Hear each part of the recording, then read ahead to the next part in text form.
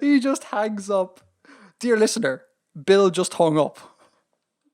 No goodbyes, no goodbyes, no nothing. Just hung up. This is what I have to put up with, listeners. Like, he just hangs up on me all the time. Bill, you know the way, like, I love doing the podcast? Yeah? I think the thing that exemplifies this the most is that there are 2 level 4 Pokemon raids going to happen within the next half an hour.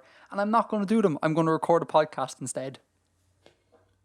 I know what those words mean individually. I can't believe you don't play Pokemon Go. It's the best thing ever. It's so good. I don't like Pokemon. I was going to talk about Pokemon at the end of this episode, but I figured we probably won't have time and you probably don't have interest. But man, I'm interested to hear about it. Like, I'm interested in it as a kind of a concept, but it's just like, I've never played the games. I wasn't that into the cartoon as a kid.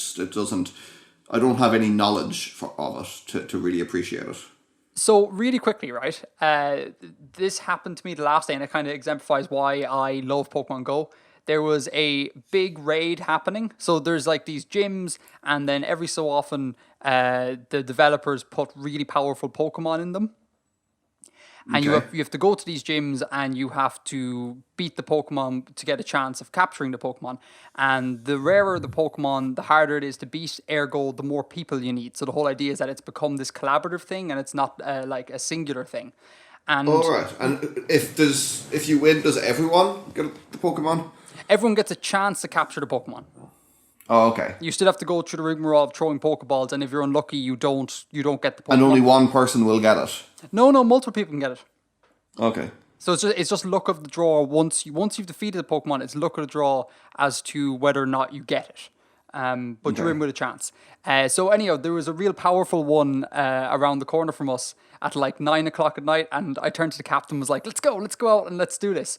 And so we sat at this monument, because gyms tend to be at sort of significant public places. We sat at this monument, and loads of people joined the group, like loads of strangers, like loads of different ethnicities who none of us knew, and there was language barriers, but we all like got together to like beat this Pokemon. And there is like real amateur, well not amateur, but like low level players, and then there was like super experienced players who like brought multiple phones and had like strategies and all this, and it was just such like a wonderful atmosphere. And then the people who got the power of Pokemon, there was like a little celebration on the street and everyone was happy for them, and then we all went off home and back to our normal lives. And it's just like this wonderful bit of escapism, and I adore it. I love this game. It is like literally life-changing. Like, I've walked so much because of this game, which I wouldn't have done before. So I think it's a great thing, and I cannot get enough. But Edgar, didn't you know that it's terrible that millennials have their heads in their phones all the time and they're not interacting with the real world except through a screen? You know, part of me kind of like checks my behavior every so often when I'm kind of like, I'm in a new environment I haven't been in before, and I've been looking at my phone the entire time. I think you do need to check that every so often, otherwise the real world does pass you by. But it gets you out to places where you wouldn't usually go. And I think that's cool. You realise I was being entirely insincere with that. I totally get that, but Okay. but like, yeah, it's, like, at the same time, I'm conscious of that. Like, you want to do everything in moderation, basically, you know? Yeah. Anyhow, so there's Pokemon Corner. Should we start the show proper? Yes. Okay, so we have some shout-outs to do. Do you want to go first? Should I go first? What do you want to do? I'll go first because I actually did this 2 episodes ago, but then we had to re-record that episode and it was lost in the re-record. So I want to shout out a podcast, Chaotic Adequate. Chaotic Adequate. Chaotic Adequate, which is newly launched maybe in the last 6 weeks, maybe. It's a Dungeons and Dragons podcast, and a friend of mine is one of the players in it. It's by Gregory Ackerman, who has done another few podcasts. He's done Masterpiece Bookshelf, which I think I mentioned before. And they're just playing a campaign written by Gregory. And a couple of the cast are like professional comedians and stuff. Oh, cool! So it's a lot of fun. It's a lot of fun, and it's not really like rules heavy. It's just kind of focus on the players and their experience and the crack that they're having. So yeah, it's worth a look. From the time that you and I played D&D, the biggest thing about D&D for me that really got me into it was just the banter between players. Oh yeah, it's such a social activity. Yeah, it's really, really cool. And I think that it will translate really well to podcast form because, like, Yeah. the strength of a podcast is getting to know the characters and who they are. And, like, I mean characters as in, like, the personalities on the podcast. Like, getting to know... of the people speaking. Yeah, exactly. Like, getting to know who they are and, like, their little tics and little in-jokes and quirks and all that. So that could work really well. I will throw a link in the show notes. And one of the other players is my metal scholar friend, who I've mentioned before, who I went to the Primordial gig with, and so that's how I came across it. Metal Scholar. I love it. Yeah, well, one of my metal scholar friends, but the one I've mentioned before. I love how you have multiple Metal Scholar friends.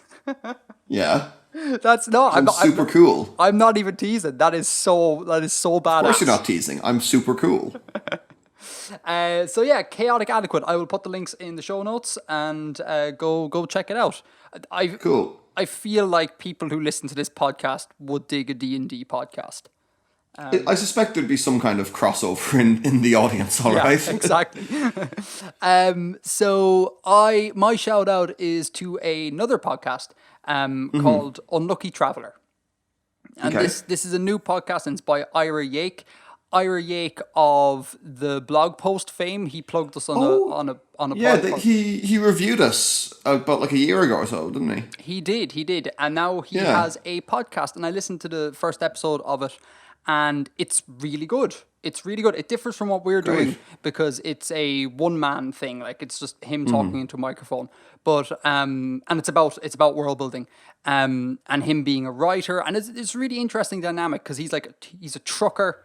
But he wants to write and he likes doing like world building sort of stuff. So even within the first episode, like I really latched on to him as a personality. And I think this podcast has legs. So I would highly encourage people to go check it out and go subscribe and have a listen. I'll put all the links in the show notes.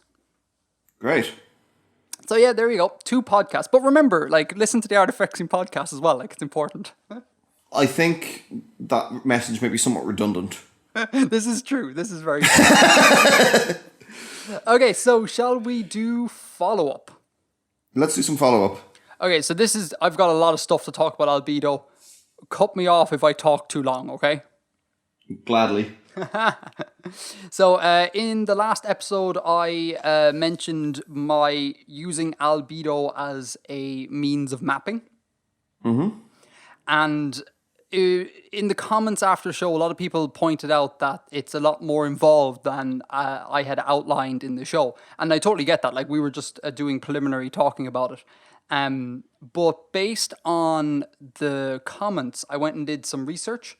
And it's really, really in-depth. Like, there's so many variables with this to the point where I'm kind of like, maybe I should chuck out the Albedo thing.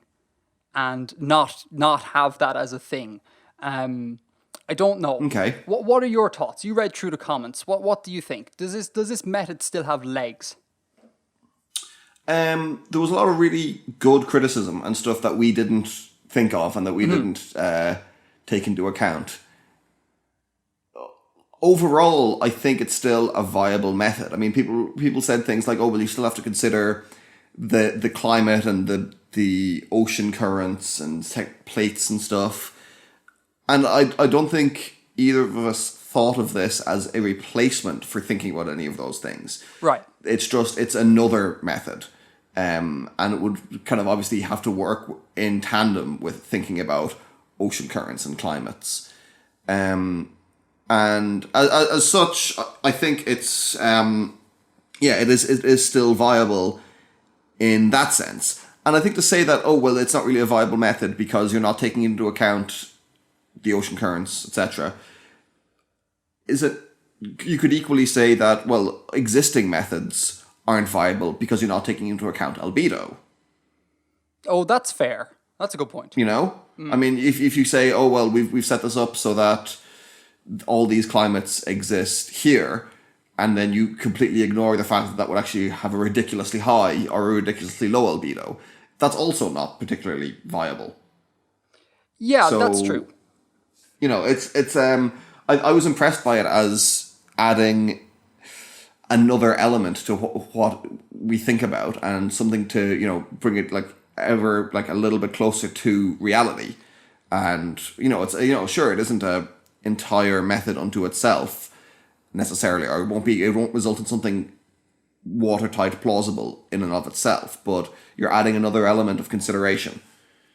Yeah, And that's what I thought was really good about it. Yeah, see, I thought of it like a sort of preliminary checklist sort of thing. Like if you can line out in percentages roughly how much of your planet has to be a certain type of biome, and then you go through all the things about constructing like plate tectonics to determine where land is, and then where like the ocean currents and all that. But you constantly have this sort of reference in the background. Now, whether or not you stick with that, that's like entirely up to you. But it's just another sort of check and balance. The problem, I would have kind of inverted the workflow there, and like you'd make your planet with the other methods, and then check the albedos at the end maybe, and see if that works.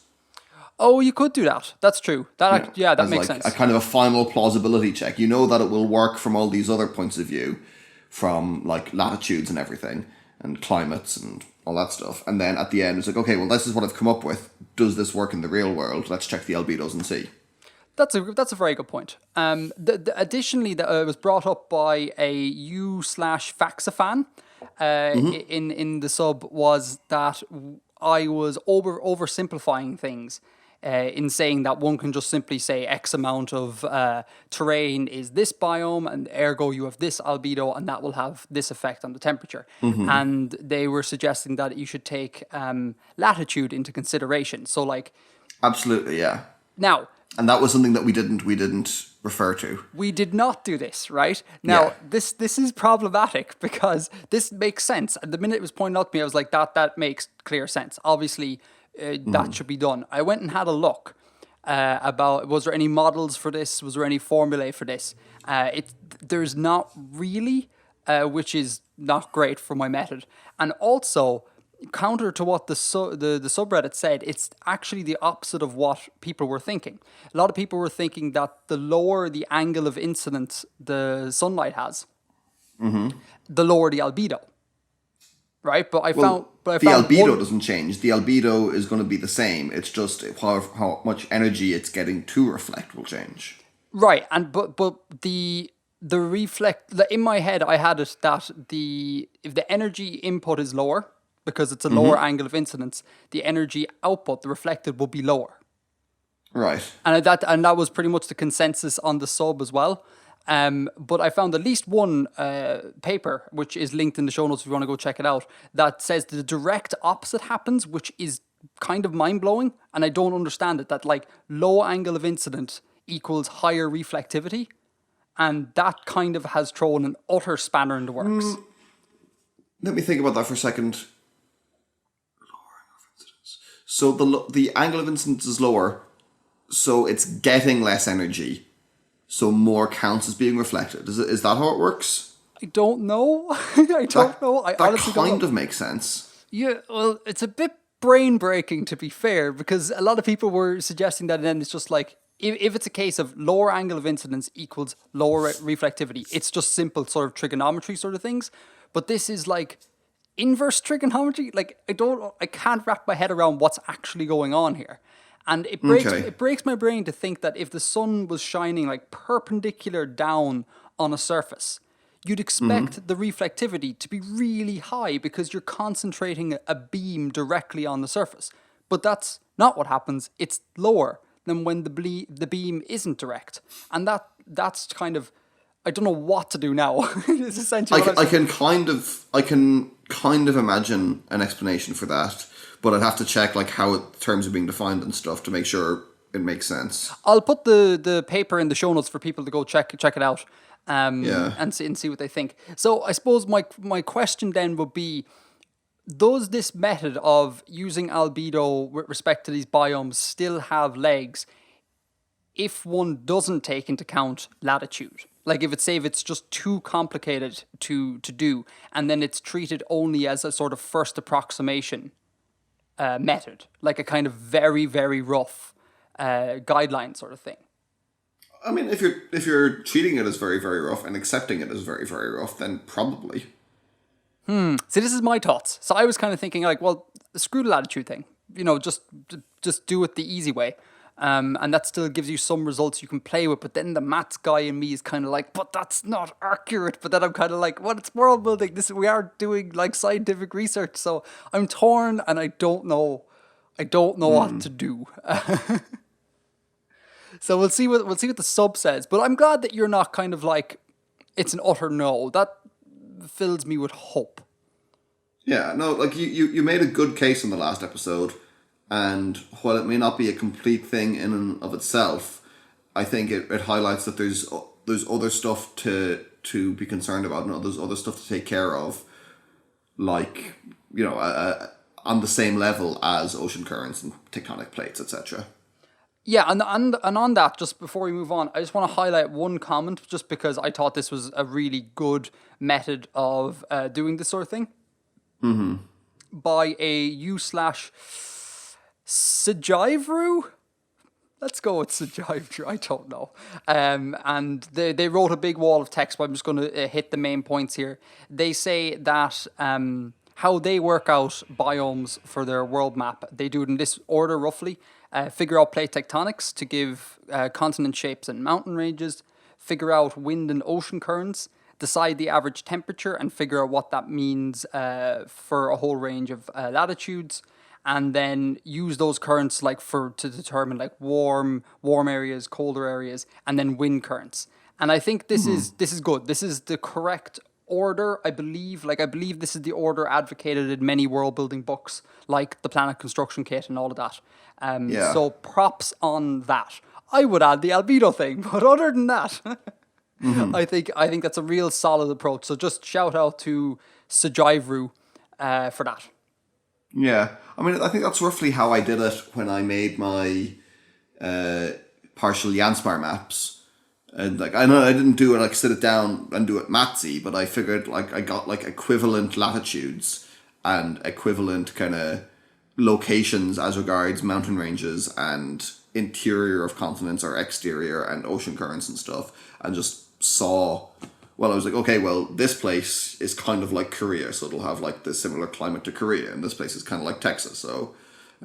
Yeah, I think that works perfectly. Did it by comparison, kind of eyeballed it rather than doing it matsy, but it's the same basic kind of method of working it out.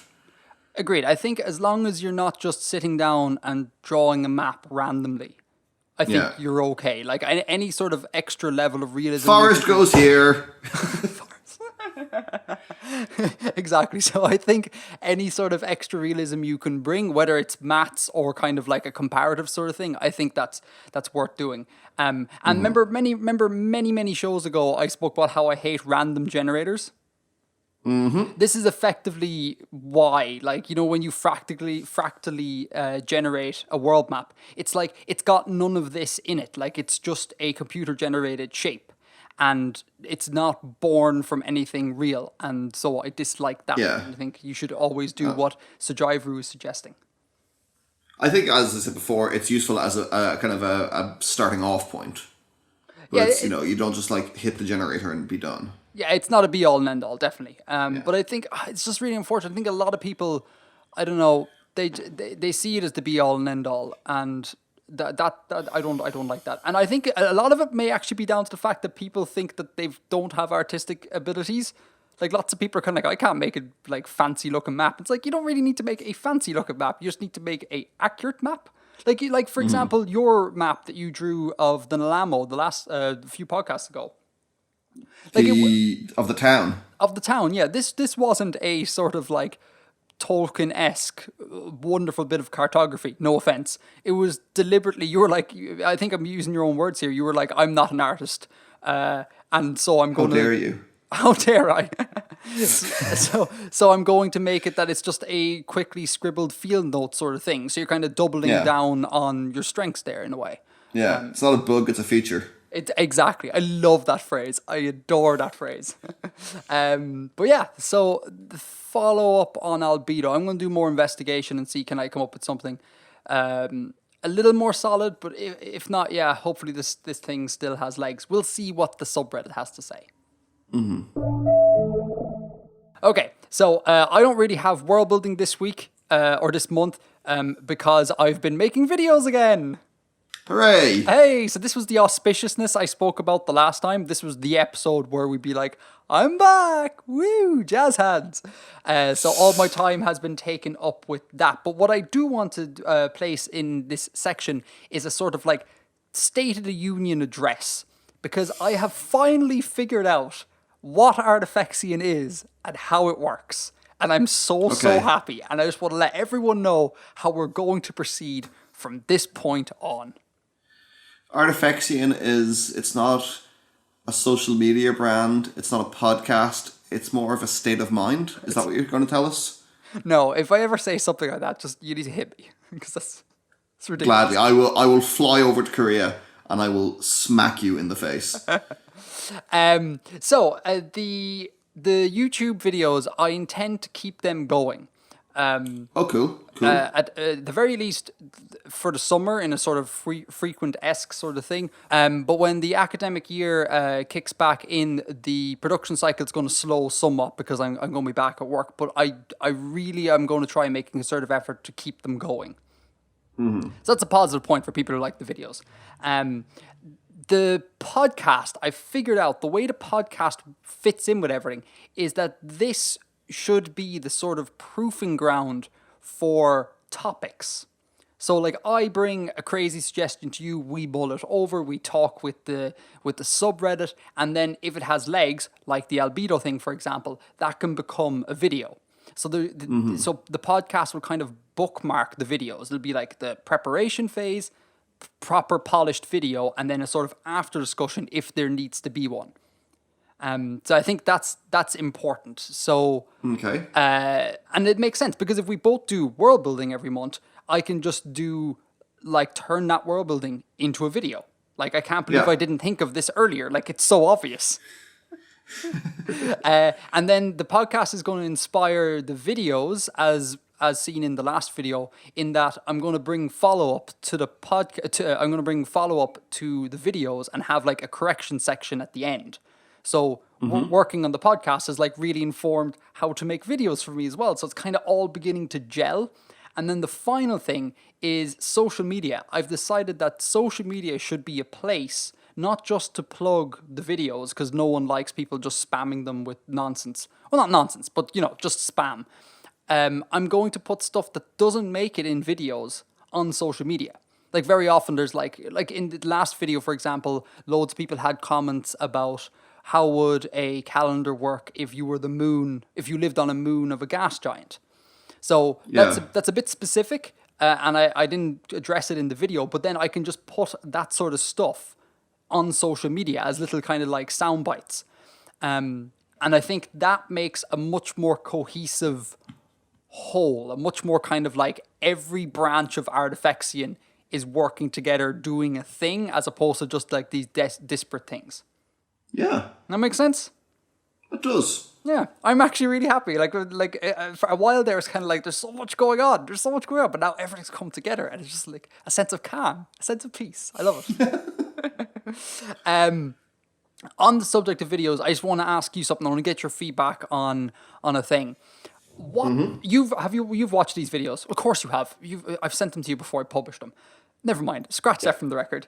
In the new videos, I have deliberately stopped using formulae and instead opted to do spreadsheets and make them downloadable for people to use. Yeah. What do you think of this move? Moving away from doing maths on screen, unless it's absolutely necessary, and putting it like hiding away all the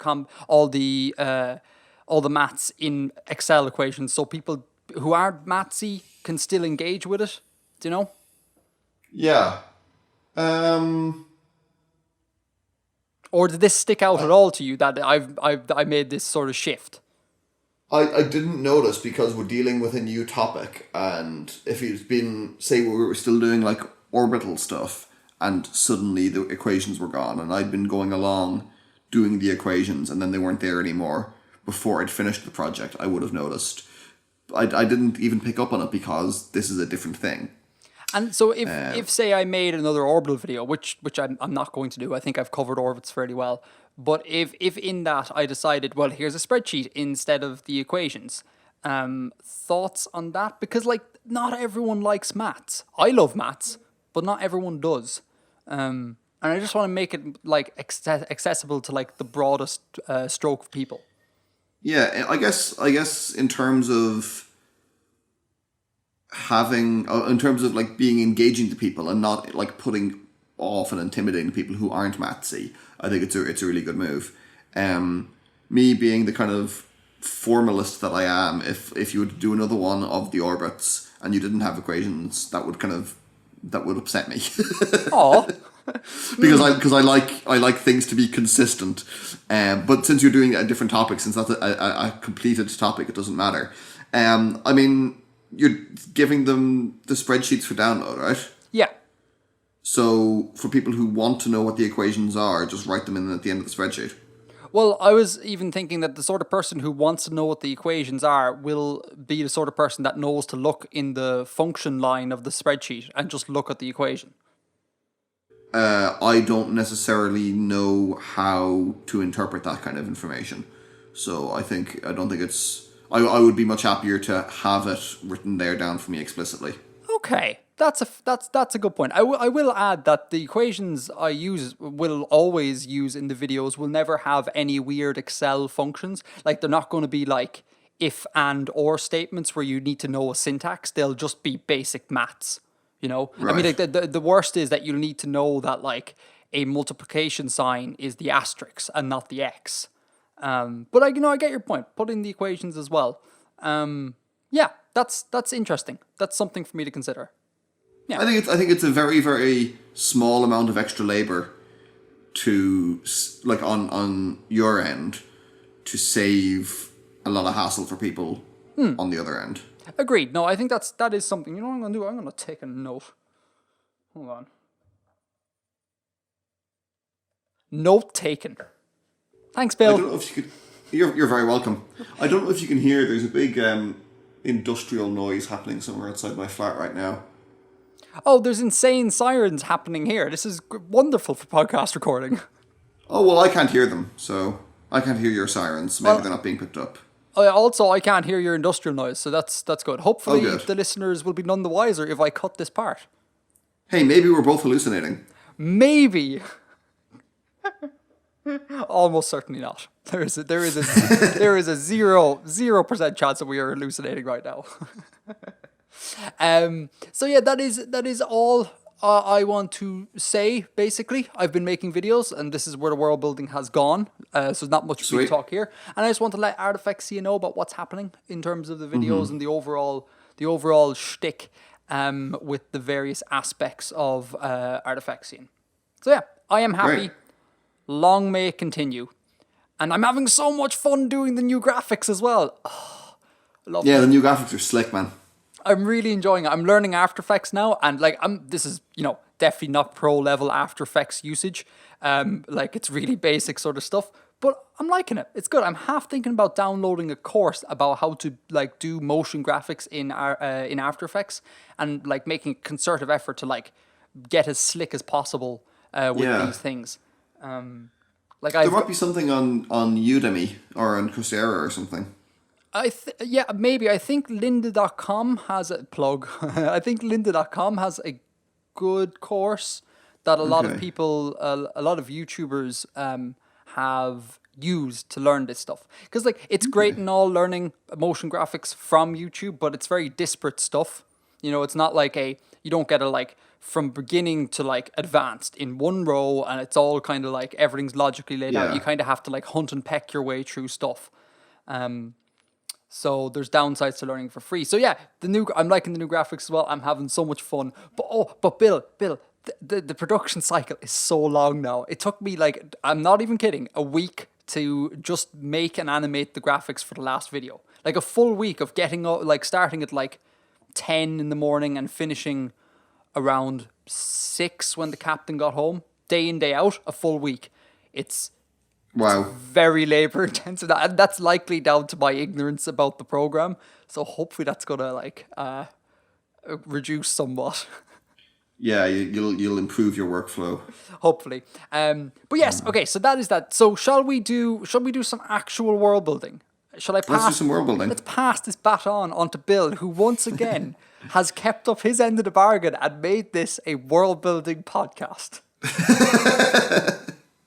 I'm doing all the work around here, man. I know, right?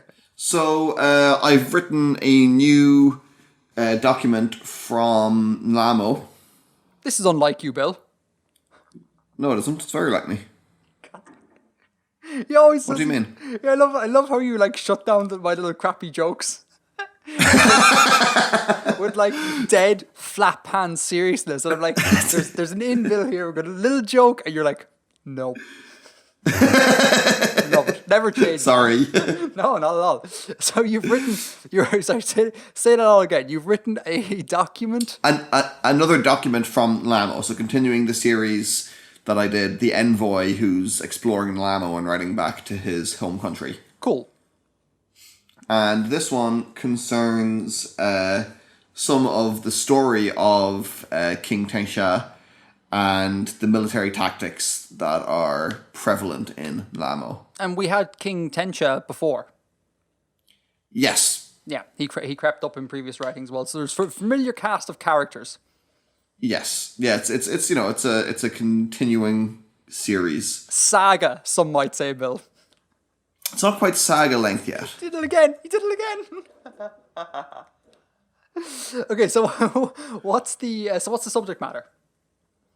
This one is about, as I said, the military tactics and the military culture, I guess, of Lamo, and how it works, how they fight there.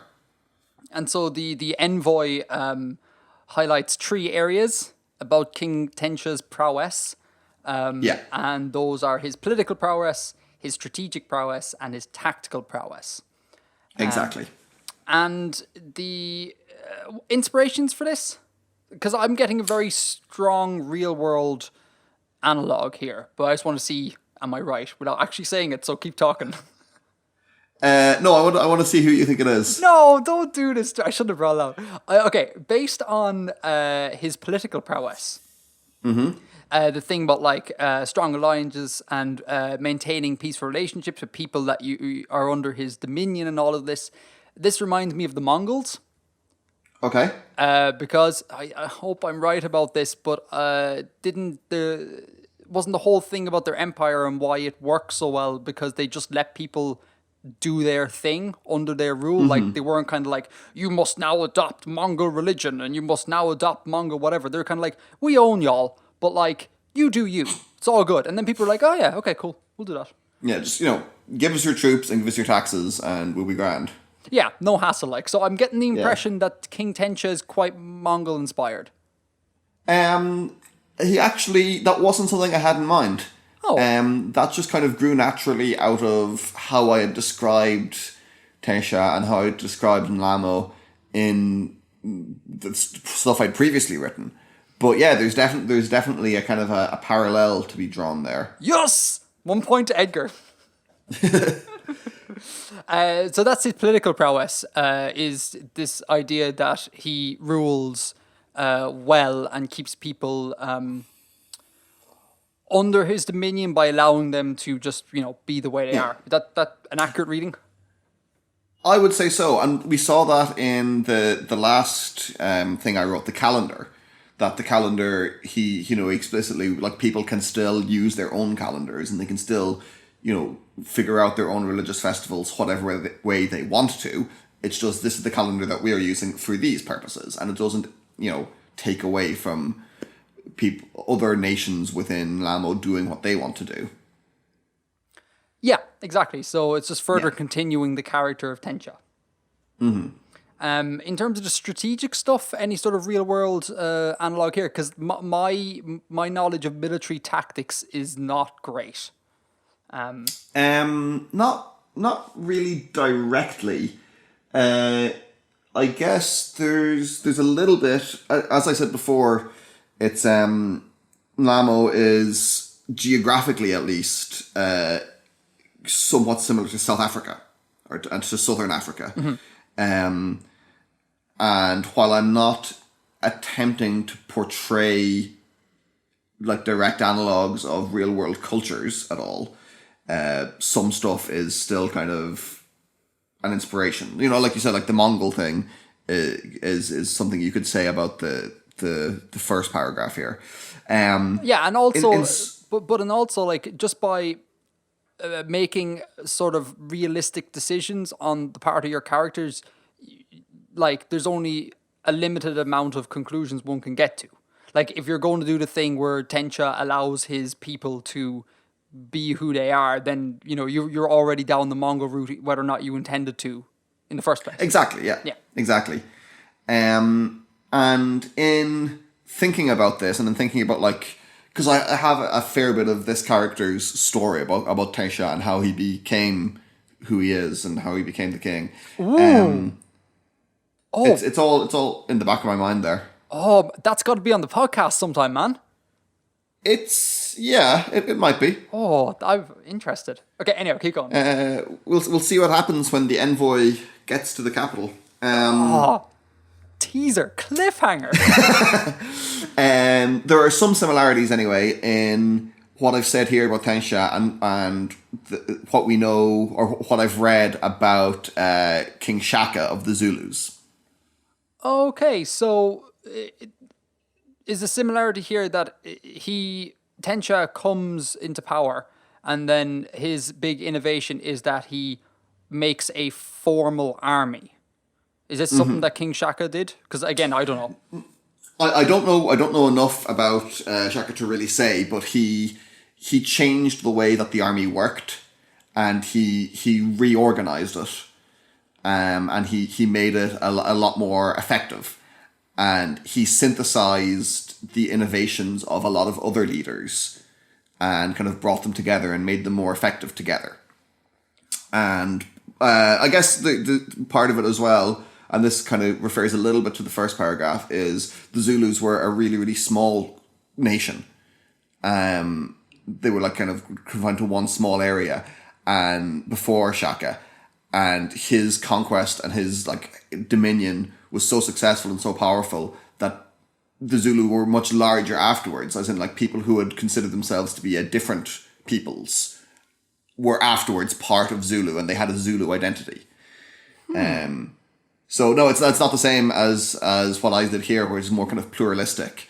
But you know, he was a great political success for different reasons. So I'm kind of backtracking there a little, but yeah. So the second genius, the strategic genius, and how he reorganized the army and stuff is there could probably make some parallels with Shaka. Okay, and so TLDR for the listeners, prior to Tencha, there was the sort of military, in a way, was kind of small and scattered, the impression I get, and then he comes along and like makes a formal army where warfare is their primary pursuit, like they are there to fight. And he was also, his great quality is that he knew when to engage and when not to engage. This is a good quality to have. Yeah. So yeah, that was his second one, and his third one is tactical. Yes. Do you want to tell us a bit about that? Now, I've done something very specific here. This is a clear analog to some quite specific thing in history, and canny viewers or long-time viewers or listeners rather, will probably be able to make a good stab, even without reading it, at what I might be getting at. Oh God, I can't. Oh no. Should I be able to? Yeah, I mean, just think, what does Bill like, and you might figure it out. So what I've done here is essentially warfare in Lamo was traditionally and typically quite small scale. So it was skirmishes and raids and not a lot of large pitched battles. And when they did have large pitched battles, it would take place typically in the form of opposing lines of spearmen.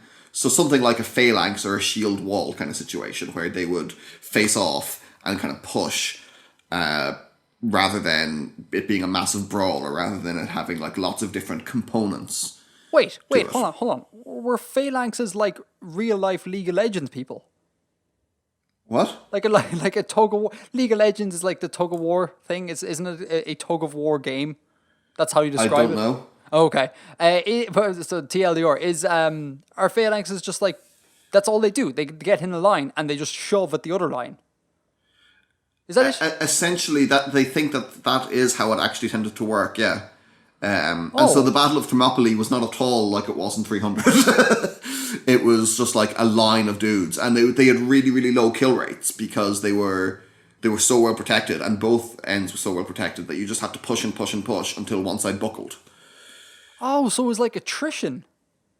Yeah. Yeah, it's kind of like, it's the opposite of a tug of war. It's more of a sort of a push of war. A push of war. Oh, I didn't know that. I had no idea. Because again, my military knowledge is like almost non-existent.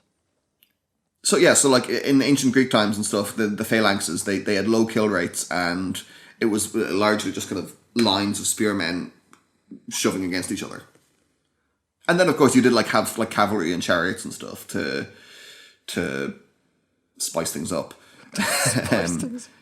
But the majority of kind of ancient Greek warfare, Bronze Age warfare, would have been phalanx based. Okay, I realize this is not part of your piece at all, but like, why?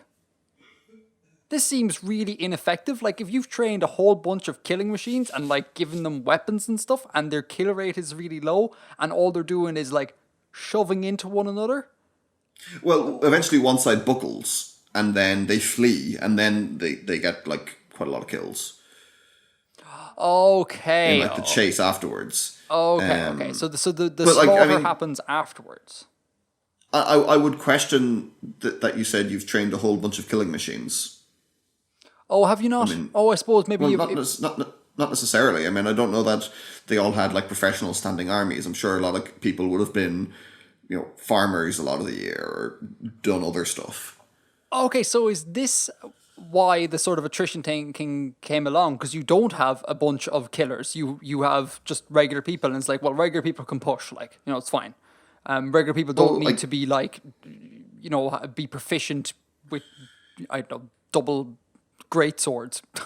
Yeah, exactly. I mean, like, just like how expensive would it be to have enough capital, like excess capital in your society to turn everyone into a ninja? Oh, wouldn't that be awesome? Everyone's a ninja. It would be terrible. So anyway, going on with the Lamo before I interject with more.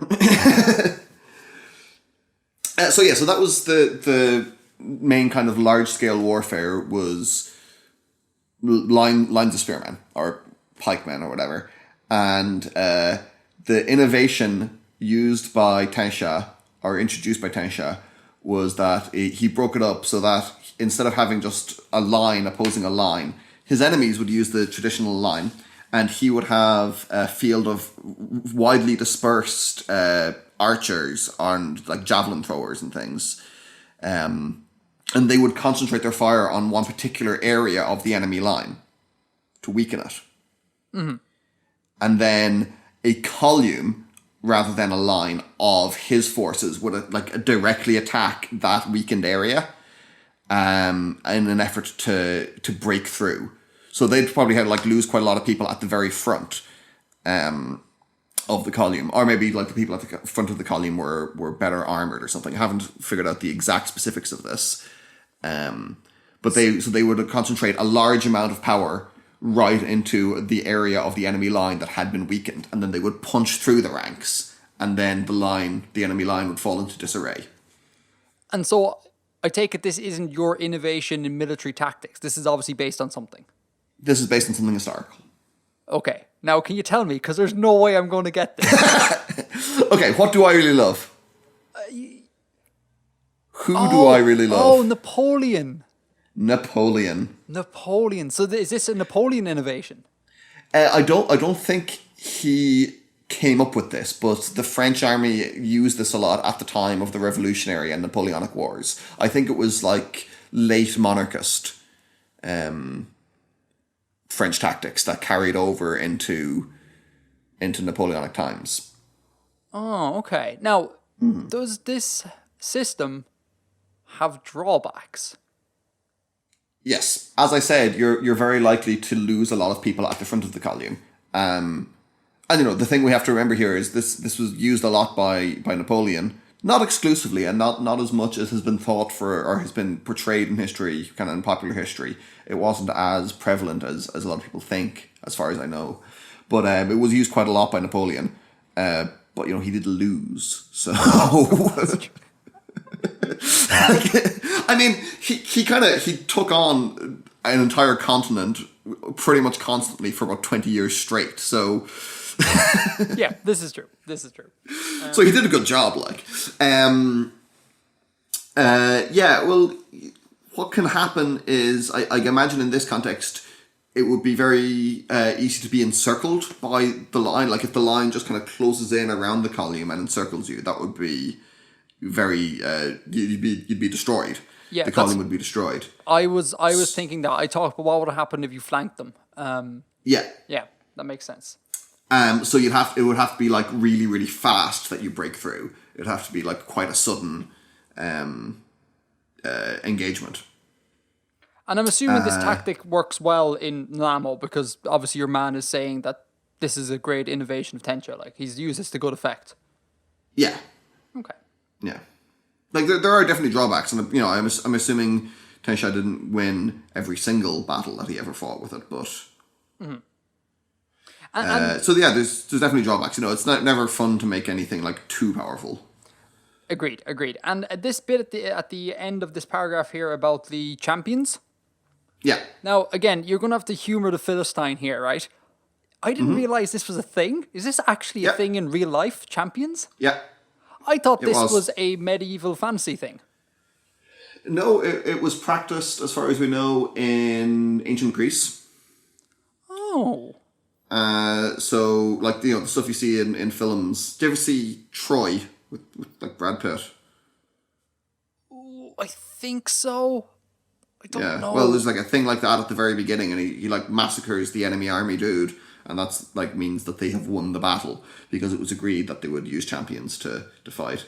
I mean, I don't think it ever really took place in kind of massive wars. Like, it wasn't done to settle the Napoleonic Wars, obviously, or like huge like continent spanning things, but in regional wars and in kind of intercity conflicts and stuff, I think it did happen, and it happened as I think in areas of South Africa as well, of Southern Africa. And is the whole reason why this would have sprang up as a means of warfare to like just reduce casualties? As in, you get to keep everyone keeps their armies, but we just decide before we all kill one another who actually won by doing this one-on-one thing? I guess so. Okay. Because again, in like fantasy television, like Game of Thrones, it's kind of just portrayed as like the nobles can't fight, so they just get another person to fight on like their personal behalf.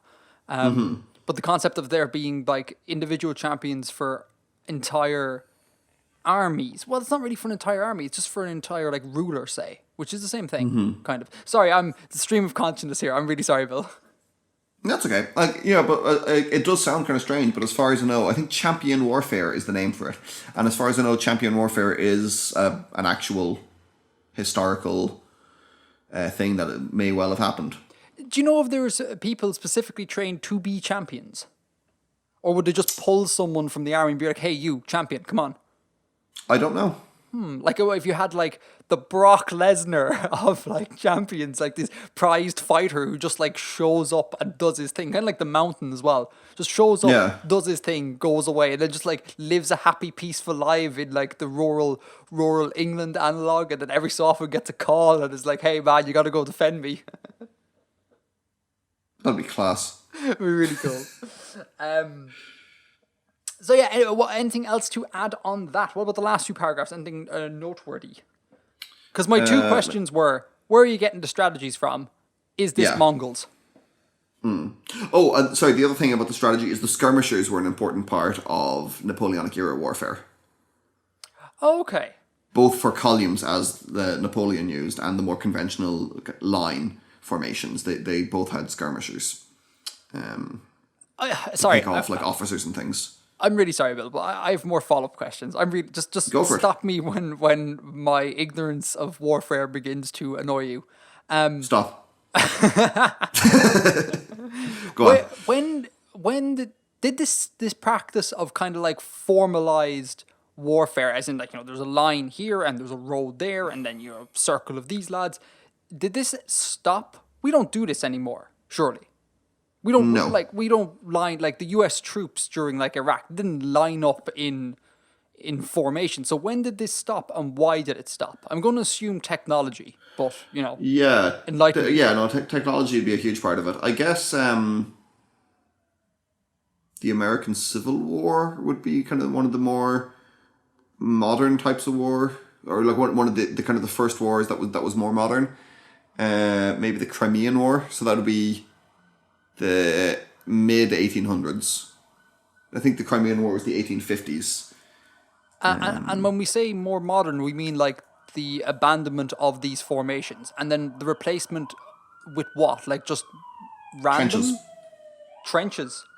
Yeah, trench warfare was a big thing in Crimea, and I think in the Civil War, the American Civil War as well, and then obviously in World War One. What's the advantages of trench warfare? What does it bring? What's its feature that it brings to the battlefield? Like, why would we adopt trench warfare It's over? very, very, very easy to defend. It's very defensive, so it makes it's hard for the other guy to kill you. Okay, so again, it's another attrition thing, is it? I guess so. Is war just attrition?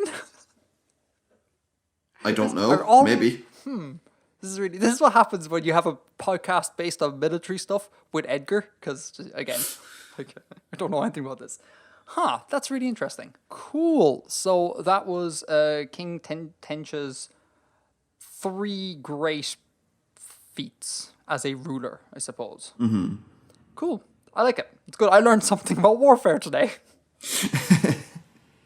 There's many things on Artifexian I dread doing. I've spoken about my dread of doing atmosphere videos. I also dread doing warfare videos because I feel like, you know, if you mess up a space thing, not many people really know about space and also not many people care. But I feel like in this sort of nerd sphere that we operate, I think a lot of people have thought long and hard about how war plays out. So that's another thing that like kind of worries me if I ever go to do like how to war videos. Just don't do them. That's right. I could just not do them. In fact, I've been avoiding doing these things for like 4 years, so I'm quite proficient in the avoiding of things I don't like. Well, like there's a lot of topics to do, you know. There is true. That is true. There is literally everything to cover. Yeah. This is the great thing about running a world building channel. There's literal endless fodder. You just can keep going.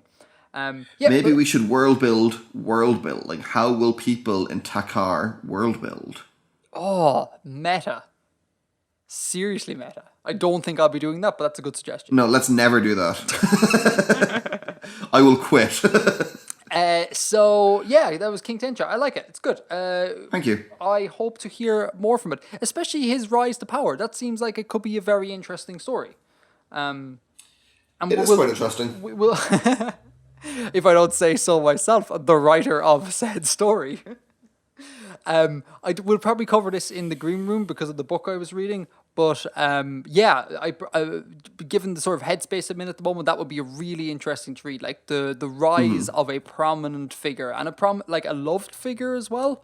I get the impression like that would be a really cool thing to read. So hopefully in the future you'll have it for us. Mm-hmm. Ooh, very coy altogether. Okay, shall we move on to green room, or have you got anything else to add? I think that's everything I have to say on this. Green room, here we are. We are. Can we do some book corner? Yeah, let's. I've been reading / listening, and I really like the book I've been reading, and I want to talk to you about it. Cool.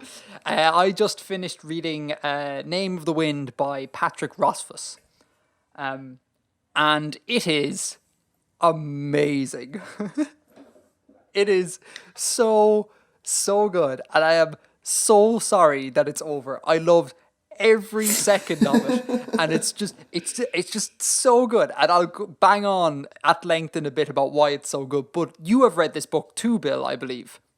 I have read this book, yes. Did you, what did you think of it? Like, did you similar response to me?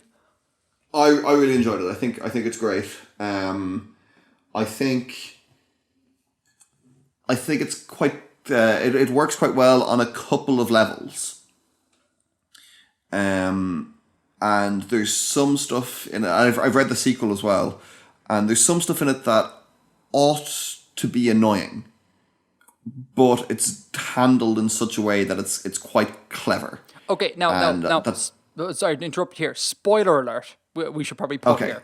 And then can you tell me what this annoying stuff is and to see whether it's on my list, my flag list? Well, so the main character, Kvothe, or Kvoth. Kvothe. Let's say Kvoth. Yeah, it's Kvothe. Is, because you've listened to the audiobook. And also, Patrick Rothfuss has a podcast in which he goes through each of the names blow by blow. Oh, that's good. So yes, it's doubly confirmed. It's Kvothe. Kvothe. He should be really annoying because he's so talented and he's so good at everything. Oh, I complained to the captain about this. She had also read the book, and I halfway through the book, I was like, he's just perfect. Like, he's a musician. He's like he's a musicians are pretty perfect. You what? Musicians are pretty perfect. Well, we are. I don't think I can call myself a musician anymore, but Bill, you are pretty perfect. But yeah, he's a musician and he's an actor. He's also a badass for like living on the streets as a beggar and surviving there. He's really intelligent. He's like naturally proficient at a whole ton of things. And I was there was a large chunk of the book where I was like, I don't like this character. Like he's just too brilliant. Now, I have an interesting theory about why I came to terms with that. Do you want to outline why you thought that was not annoying? I think even in the context of his own narrative, it's moderated by the fact that he's dirt poor. And he is at kind of the bottom of the social hierarchy in the context of his settings. Like, you know, he's a beggar and he's an orphan, and even then when he goes to the university and is become more part of the society, he's like still an outsider and he can't really access a lot of it because of his poverty and because of his lack of kind of social capital. So there's that, and that went a long way to moderating like the struggles that he faces despite all of his brilliance. And second of all, he pretty much tells you right at the start. So for anyone who hasn't read it and isn't bothered by these spoilers, the framing device is this character, Kvothe, telling his life story to someone. Mm-hmm. Yeah. And he is from a kind of a race or a culture of storytellers, of actors and entertainers. The Ademaru. The Ademaru, thank you. Mm-hmm. So he's from that culture, and he pretty much tells you right at the beginning that he's going to embellish the hell out of what he's telling you. So, you know, this is Kvothe saying Kvothe is a badass. It may not be entirely trustworthy. Yeah, you see, now, I missed that bit at the start. I didn't realize it was explicit. It hit me halfway through the book, and I was kind of like, wait a minute, Edgar. Well, I don't know if it is, like, literally explicit, but, like, it's very, very strongly implied, at least. Yeah, so, yeah, I had the exact same thing. The beggar thing, the being poor thing, that didn't register as enough of a contrast to really redeem his character for me. But it would when it suddenly dawned on me that, like, all of this could be false, or at least really heavily embellished, I was like, genius. That's brilliant, because every action he takes then, you're kind of like, did this happen exactly like that? Yeah. Or is Kvothe just like bigging himself up? And that makes it just so much more complex. And you totally get past the point that he is a really annoying, perfect character. Because if you're telling your own story, if I tell people I'm a YouTuber, I inflate my numbers by at least a couple of million. Like, you obviously, you obviously big yourself up. So it just makes perfect sense. And it's glorious. I love it. And it reminded me of you, Bill, because Of me? that sounds really bad, but I actually didn't mean it like that. It reminds me of your thing Because you're a liar, Bill. because you're a liar. It reminds me of your thing about the reliable narrator. Yeah, absolutely. This whole thing that you have in your writings where, it's kind of like, is this person giving an accurate depiction of the world? We don't know. And then when that hit me in the book, I was like, oh, this is like Bill, except in a published book. Yeah. So that was cool. That was really cool. Yeah, you very much have to consider what the in-universe text is when you're reading this book. And, that is, you've got Kvothe telling you Kvothe's story. And he is, an entertainer. He is a storyteller. And he says at the very start, he is a storyteller. Yeah, exactly. Which I think is a really good move on Patrick Rothfuss's part. The other thing I really liked is I usually really, really dislike when books are written in the first person. Mm-hmm. Robin Hobb did that or does that in all the books. I don't know. But I read one series, what was it called? The Farseer trilogy, and it was all in first person. And it's Is that Assassin's Quest and Assassin's whatever?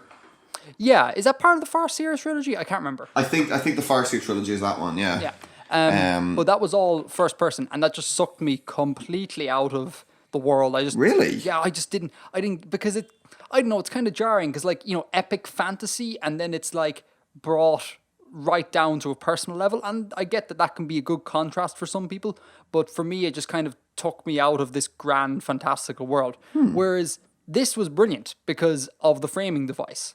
Yeah. And because again, I got the impression that I was listening to a person telling the story, and there still is this vast sort of world going on out there. We're just getting a singular aspect.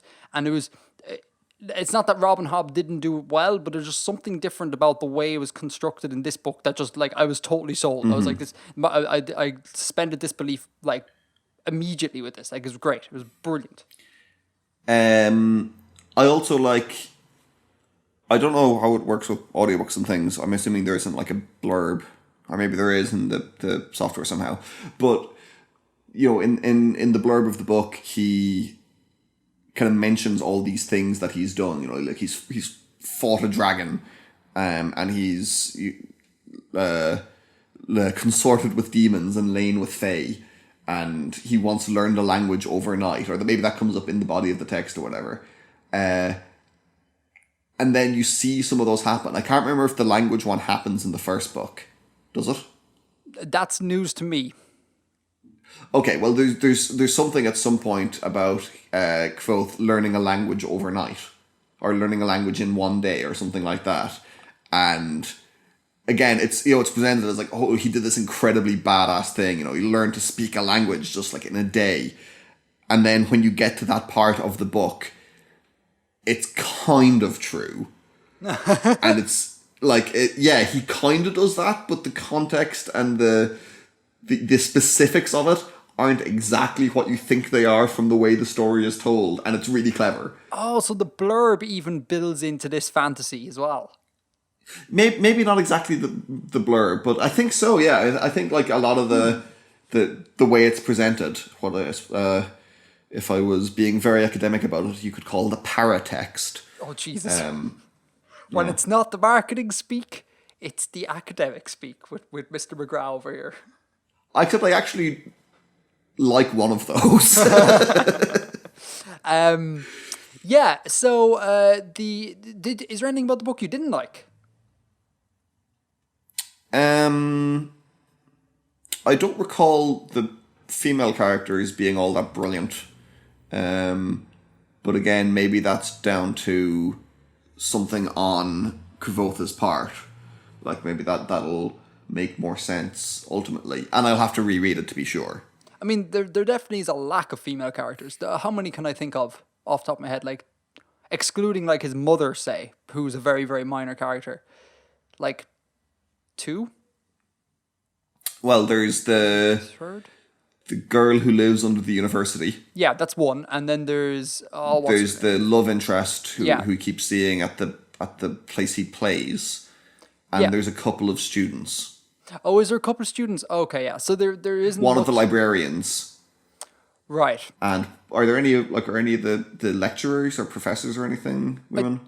No, at least not on like the council that he's Right. continuously brought in front of, because he's continuously breaking the rules.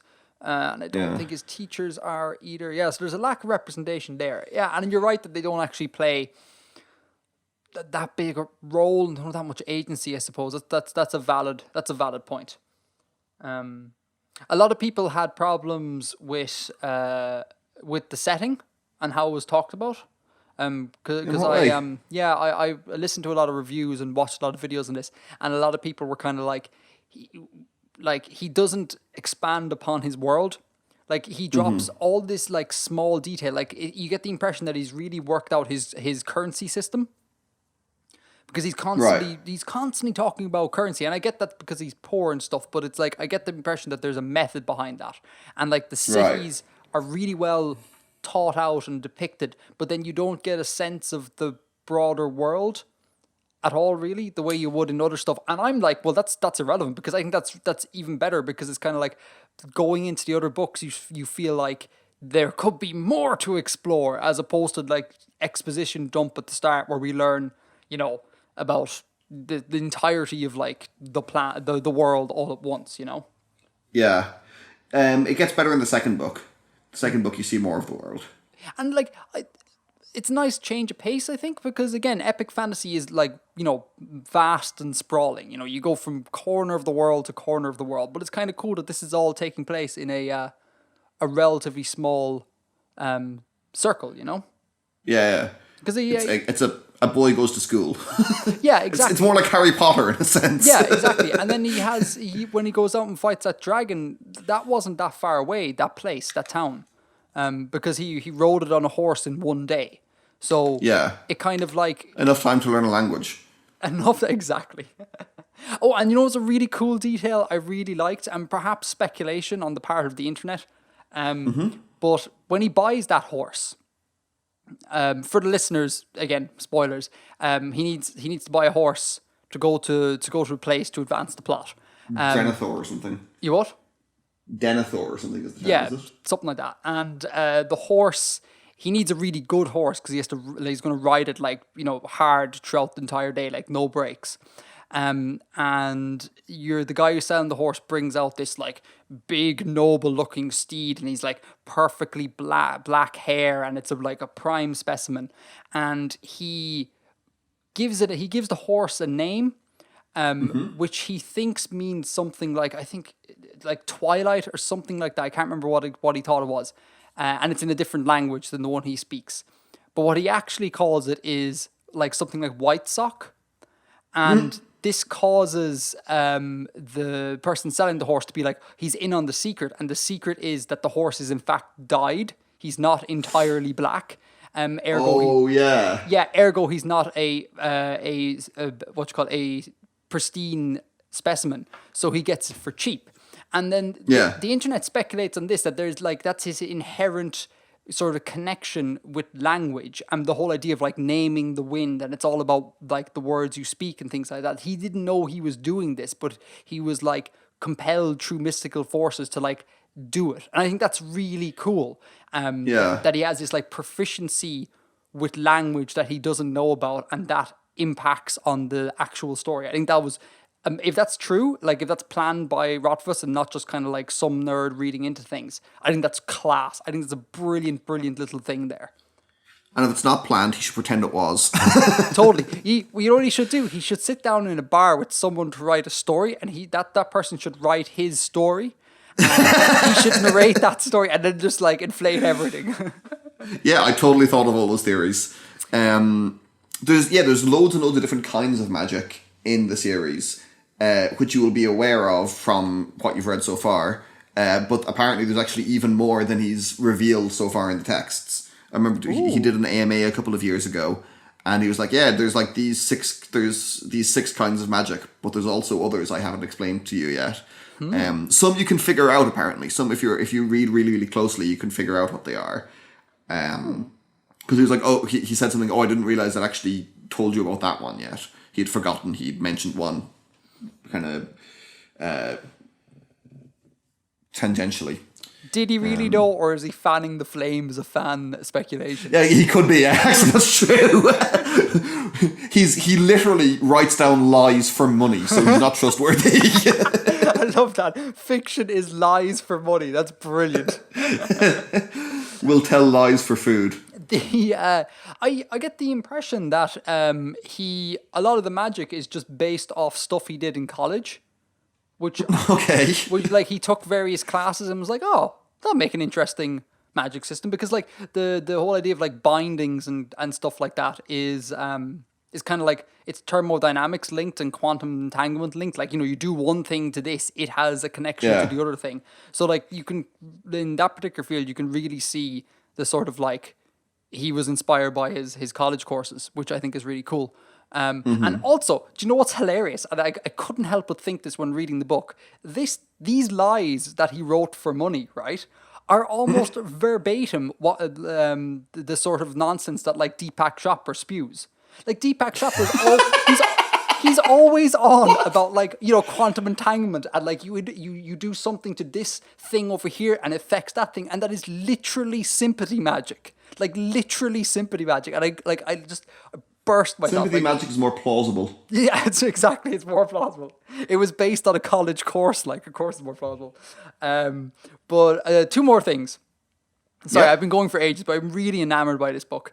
I rarely ever laugh at a book, like properly, like in hysterics laughing. But there's a scene with Elodin. I don't know if you remember this, where Who's Elodin? What? Who's Elodin? He's the sort of crazy master guy who's a bit like, everyone thinks he's mental, but he's the guy who has the name of the wind. Master of naming. Master of naming, that's him. Yeah. There's a bit in the book where Kvothe wants to be taught by him. That's not the phrase they use. Like, he wants him to be his mentor, and then Elodin kind of is like, well, you have to prove it and all, like, blah, blah, blah.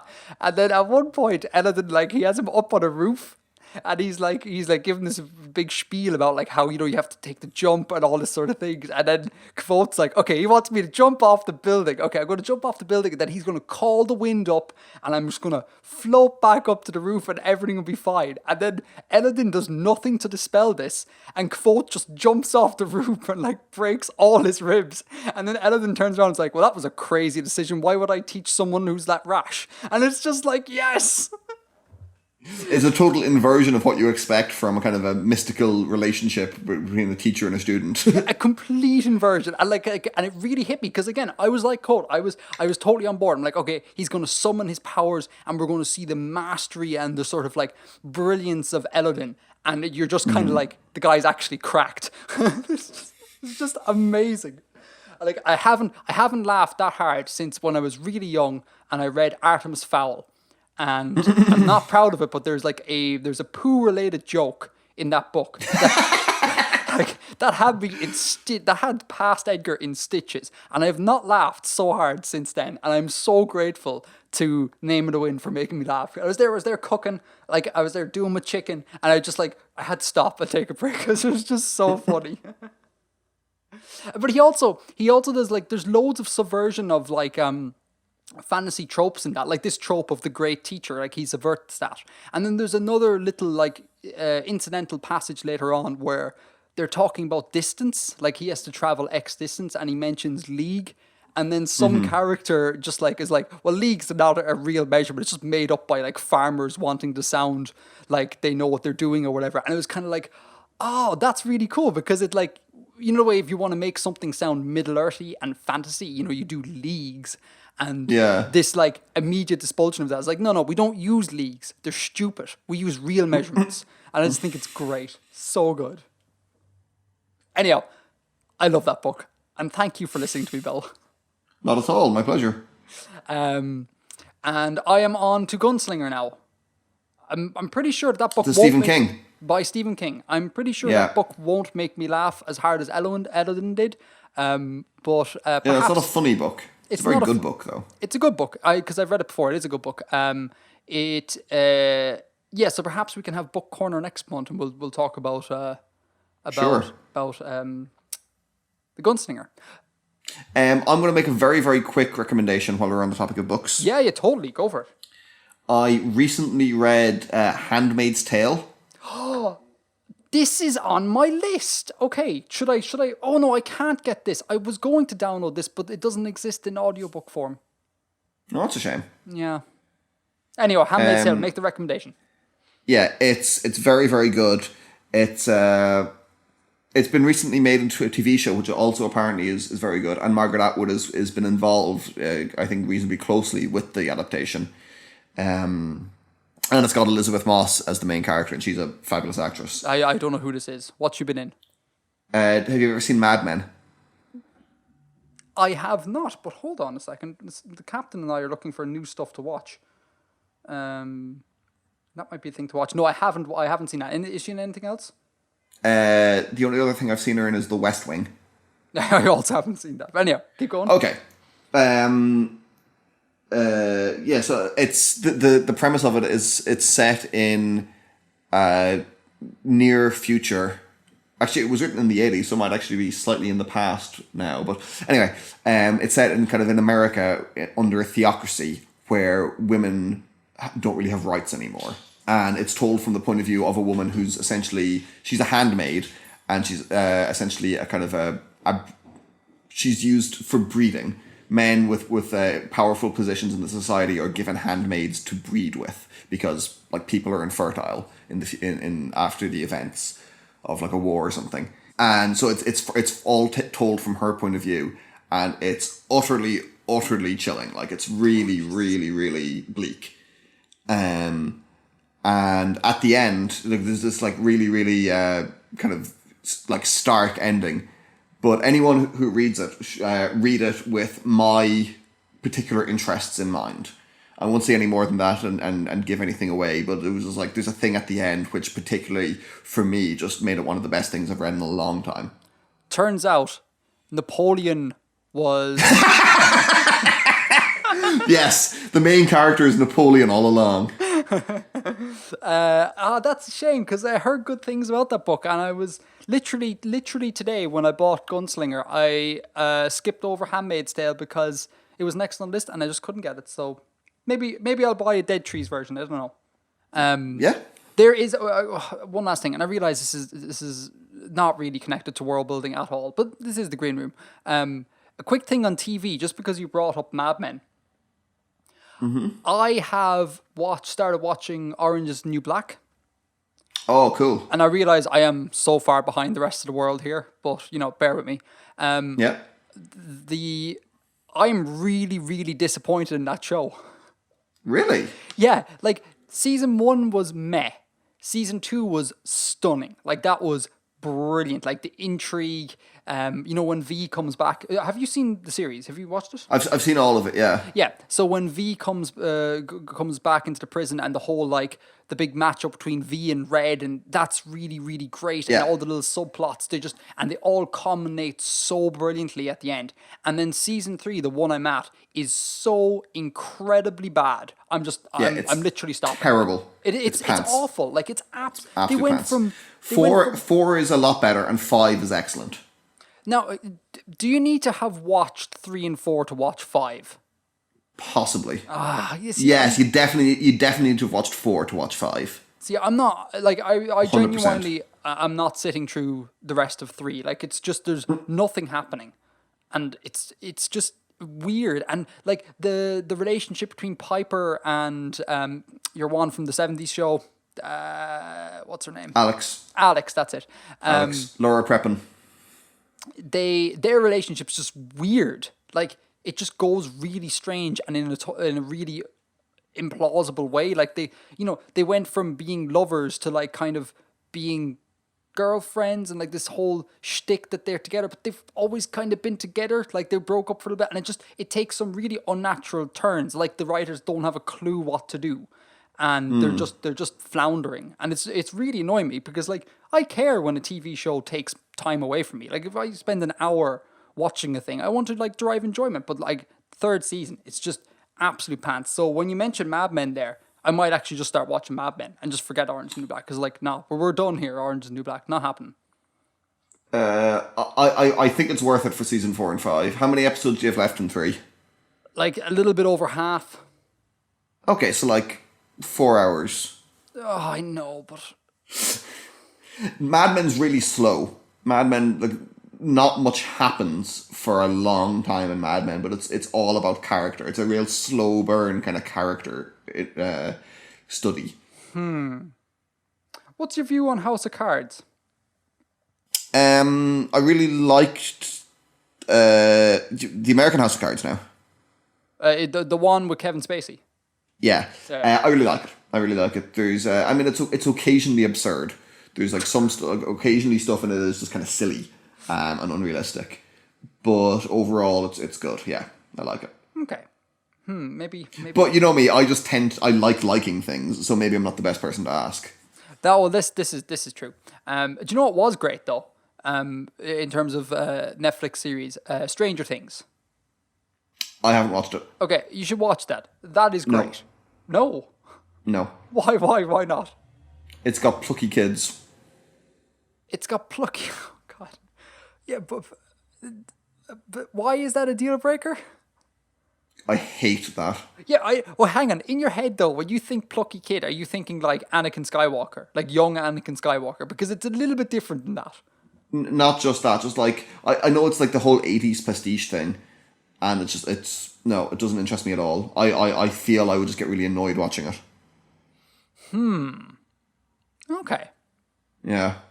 And it's because I've heard it's really, really good, and it's like what I know of it is really interesting.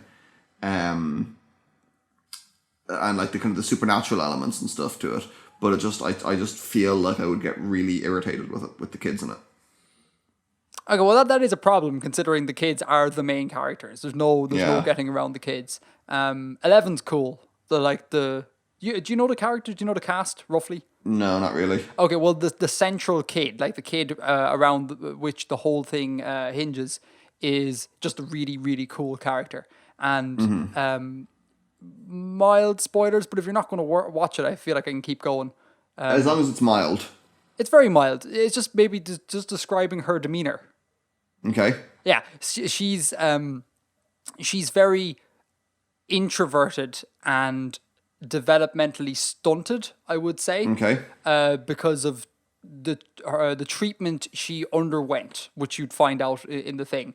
And so she's not the plucky kid. She's quiet and silent and brooding and obviously has like these magic powers and things like that. But also there's moments in it where it's just really touching, where like that sort of like facade breaks. And there's real human moments with her as well, which are just glorious.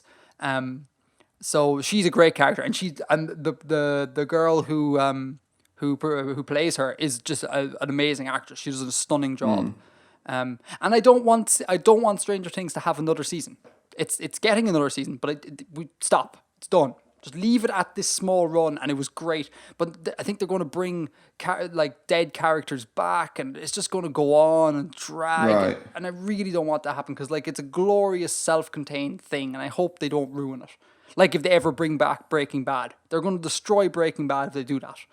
Oh yeah, absolutely. Yeah, absolutely. and I don't just leave it alone. You got a good thing. Just leave it. It's okay. It's okay. Have you seen the OA?